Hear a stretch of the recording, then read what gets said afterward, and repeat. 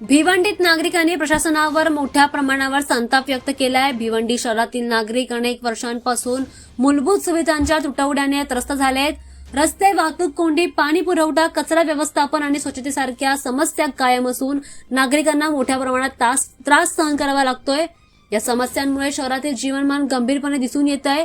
सध्या भिवंडी महानगरपालिकेवर प्रशासकीय राजवटीची स्थिती आहे, कारण अनेक वर्षांपासून नगरसेवकांची निवडणूक झाली नाहीये। नागरिकांच्या मते जवळजवळ 4 वर्ष झाली आहेत, पण महानगरपालिकेने इलेक्शन घेतलेलं नाही।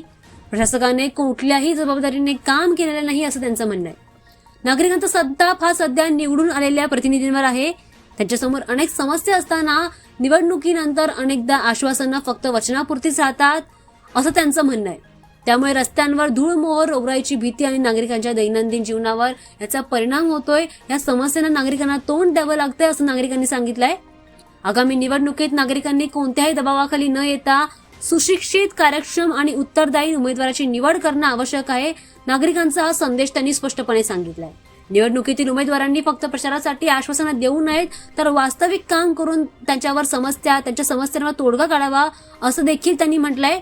नागरिकांच्या संतापातून स्पष्ट होत आहे की शहरातील मूलभूत सुविधा आणि प्रशासनाच्या कार्यक्षमतेमध्ये सुधारणा होणं अत्यंत आवश्यक आहे।